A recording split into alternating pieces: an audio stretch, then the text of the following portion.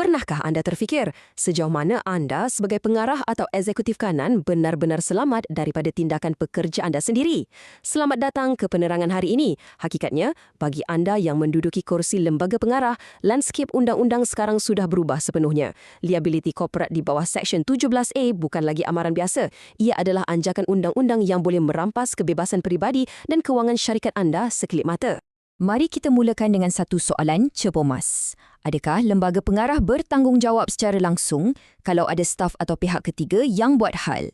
Dulu, bos-bos di atas mungkin boleh menjarakkan diri dan mendakwa mereka tidak tahu-menahu. Tetapi hari ini, ilusi bahawa jarak pengurusan memberi imuniti itu telah pun musnah. Jawapan ringkasnya sekarang adalah ya, melainkan anda boleh buktikan sebaliknya. Untuk taklimat kali ini, kita akan susuri 6 agenda utama. Pengenalan kepada Seksyen 17A, definisi kesalahan korporat, risiko penalti yang menanti, beberapa kajian kes sebenar, pembelaan tata cara mencukupi dan akhirnya cara melaksanakan rangka kerja trust. Jom kita bermula. Bahagian pertama, pengenalan kepada Seksyen 17A dan latar belakangnya. Undang-undang ini bukanlah satu cadangan di atas kertas yang akan datang pada masa hadapan. Ia dah pun berlaku dan dikuatkuasakan. Parlimen meluluskannya pada April 2018 dan garis panduan rasmi keluar pada hujung tahun yang sama. Sila perhatikan tarikh akhirnya. Semenjak 1 Jun 2020, ia dah menjadi realiti perundangan yang aktif untuk mana-mana organisasi komersial di Malaysia. Maksudnya, kita sebenarnya sudah pun berada di dalam fasa penguatkuasaan. Baik, masuk bahagian kedua. Macam mana undang-undang ini mendefinisikan kesalahan korporat? Senang cerita, kalau anda menjalankan perniagaan, undang-undang ini mengekori anda. Tak kiralah struktur entiti itu sebuah syarikat diperbadankan, perkongsian berdaftar maupun perkongsian liability terhad. Malah, ia merentasi sempadan. Entiti asing yang jalankan sebahagian perniagaan mereka di Malaysia pun takkan terlepas. Tiada jalan keluar dan tiada pengecualian berdasarkan jenis perniagaan anda. Nah, ini bahagian yang selalu buat pengurusan atasan tak senang duduk. Undang-undang ini memfokuskan kepada orang bersekutu. Siapa mereka ni? Ramai yang sangka ia cuma tertumpu pada pekerja sepenuh masa. Sama sekali tidak. Ia merangkumi pengarah, rakan kongsi dan sesiapa sahaja pihak luar yang buat kerja untuk syarikat. Ejen, perunding atau pengedar, ini semua titik buta pengurusan. Kalau ejen luar ni berikan rasuah demi memenangi projek untuk syarikat, teka siapa yang kena tanggung? Ya, syarikat dan juga anda di lembaga pengarah. Jadi, apakah padahnya? Kita masuk ke bahagian ketiga, penalti dan risiko berat di bawah akta ini. Sila beri perhatian khusus pada nombor ini, 10 kali ganda. Kalau syarikat disabitkan kesalahan, jumlah dendanya bukan biasa-biasa. Minimum denda adalah 10 kali ganda nilai rasuah tersebut atau RM1 juta, mana-mana jumlah yang lebih tinggi. Bayangkan macam ni, ejen anda di luar sana berikan rasuah RM500,000 untuk kau tim satu projek.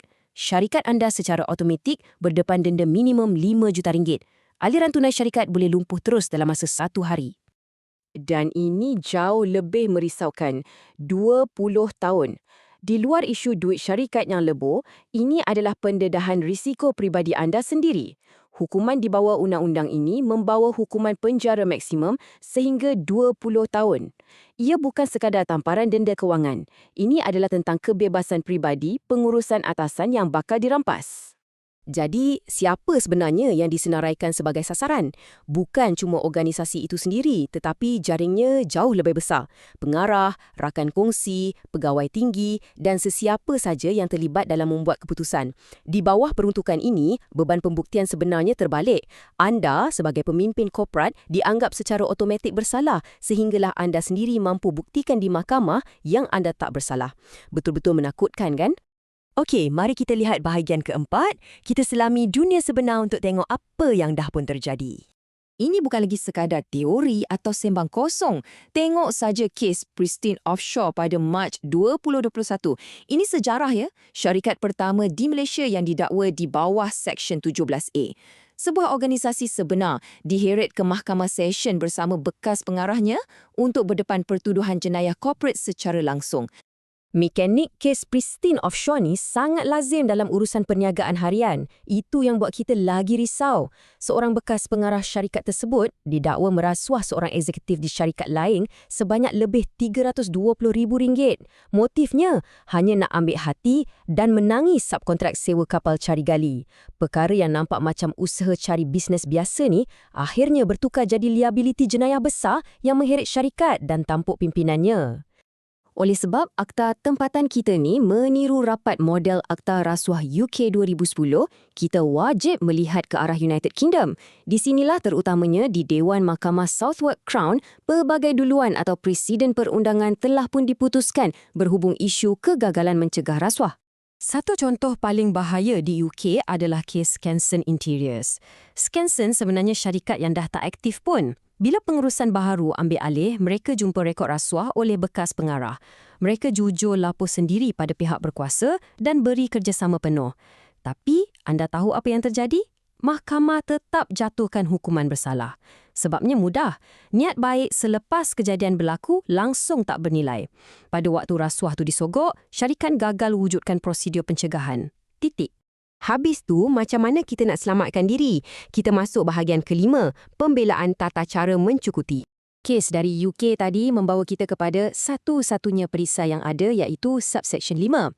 Standard liability-nya mutlak. Ada rasuah, anda bersalah. Tapi pengecualiannya wujud. Jika dan hanya jika pihak pengurusan boleh buktikan dua perkara di mahkamah. Pertama, ia berlaku tanpa kebenaran anda. Kedua, syarikat anda dah pun sediakan satu sistem dipanggil tata cara mencukupi atau adequate procedures untuk menghalang rasuah daripada awal. Bahagian keenam, bagaimanakah cara untuk melaksanakan tata cara mencukupi ini? Mari kita kenali rangka kerja trust.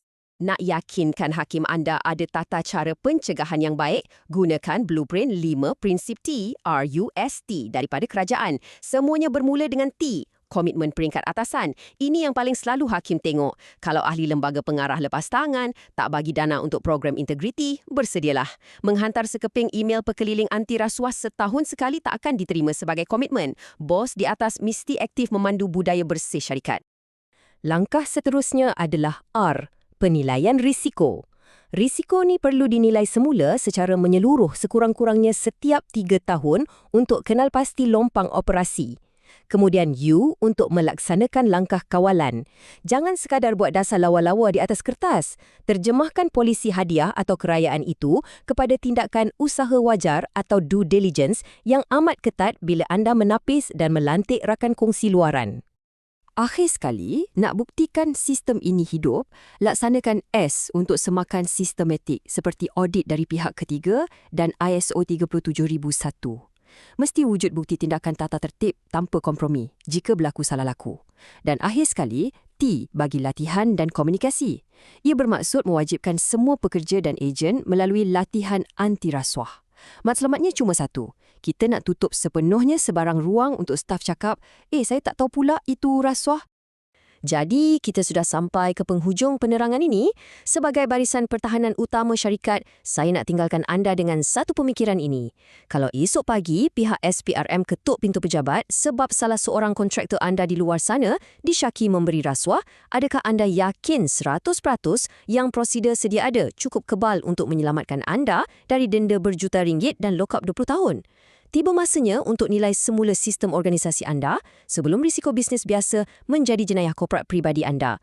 Terima kasih kerana meluangkan masa. Moga ini membuka mata kita semua.